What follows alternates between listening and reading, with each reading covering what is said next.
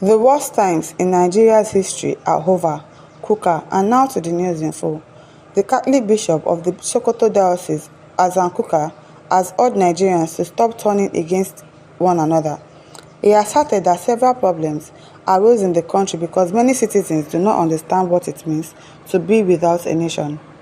The clergyman shared his thoughts on Tuesday in Abuja at the public presentation of a book titled Judicial Terrorism, a macabre trial and death sentences on some Arts-Vab Kataf people. He said, "The worst period in the country's history is over," and urged citizens to be more united. KUKAH said, "We might assume, and I think we are going to assume, that the worst times in our history are over. But let us remain eternally together because what we have and what we hold is a treasure.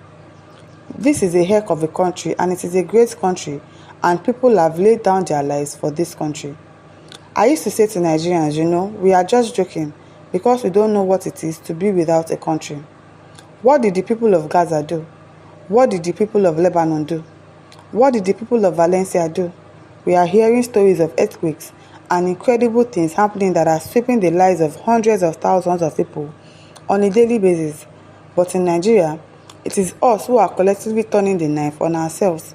So I think that going forward, the most important thing for you as a Christian is to develop the spirit of forgiveness, and that nothing will happen that is outside the boundary of the divine will of God." Chimezedike says, "I respect Bishop KUKAH a lot due to my many years in Kaduna, but I think trying to sound nice always makes him mince words a lot. Sir, you can call a spade, it won't hurt at all. Truth is blunt, but truth is not deceptive. Stop rigmaroling. Stop trying to sound like a national hero, a unifier trying not to offend the small and the mighty. Throw stones if you know you don't live in a glass house." Well, he's a pastor and I don't think that he should be throwing stones. I don't know. He's not supposed to be meddling in politics matter or anything. So he's advising that because Nigerians are problems in this world, are politicians, INEC, EFCC, the judiciary, police, those are our major problems in this country. If not, Nigeria will be like Dubai. Nigeria would even be better than the USA, UK, if our politicians are actually doing the right thing. Because God has so blessed us in this country with so many things, with so many talented people, with so many things. We don't have earthquake in this country. We've never had anything like earthquake or anything, natural disaster or whatever in this country. Our problems, our natural disaster are our politicians, are the people that are ruling us. Those are the problems that we have in this country. James Ugoke says, "Hunger doesn't hear what is calling forgiveness. The only solution is to provide meals and keep justice to reign." Yes, so now hunger, people are hungry. People are really hungry. Ekweme Ikai says, "But what do you say about the nation's handling of self-rule in this country? Take the Biafran case for example. Are you happy as a clergyman that the Igbos are passing through in Nigeria?" Nobody is happy with what anybody is passing through. Olatunde Olani says, "I believe Bishop KUKAH. I still remember very vividly, more than 40 years ago, austerity measure in Nigeria hardship was tougher than this. This austerity measure affected both the poor and the rich. Money and food were very scarce and expensive. Eventually, Nigeria overcame austerity. Similarly, there was a period of SAP, Structural Adjustment Program, in 1986 to 1999. There was economic hardship too. It affected both rich and poor. We overcame it. This time around, Nigeria will overcome the hardship." That is if our government wants us to overcome it, because they want to keep weaponizing poverty in our country. Our president, our governors, they do not care. They don't want Nigeria to overcome any hardship, because if not, they would have made plans to make sure that hardship has gone to an end in this country. But no, they are not doing that. Mustafa Gidado said, "It is the forced marriage by the colonials that causes suspicious hate and disrespect to one another. The best is we go our separate ways." Okechukwu Precious says, "Sir, you are very correct. We allow politicians to destroy the country by telling us to fight one another. Yes, our major problems are the politicians. They are the ones using tribal sentiments to make us fight. They are the ones using religious sentiments to make us fight. Once it's time for election, they will start propagating this gender this tribal war, this religious sentiment, so that people will fight themselves and will say, okay, because he's not from my state, I will not vote for him. Because he's not somebody that I like, I will not vote for him. They keep using that as weapons for us every time it is election, and still we are not yet understanding that this is what these politicians are doing. We should come together and have our senses down and know that these politicians are up to no good anytime it is time for election. South Africa says, my favorite KUKAH, please relax.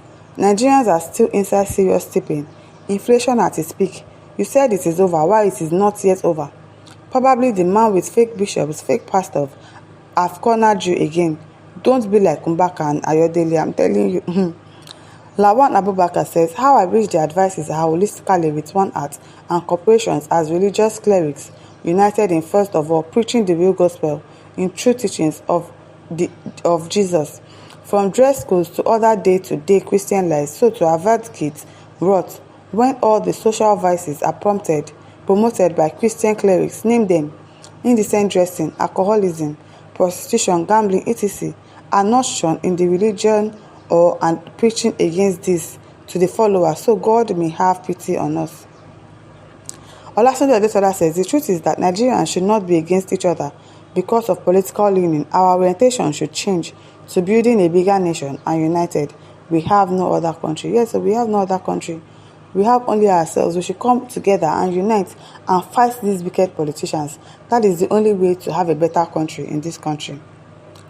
Luke says, this man is always with every evil government. There is no government that emerges in Nigeria that he does not eat from while church members are dying of hunger.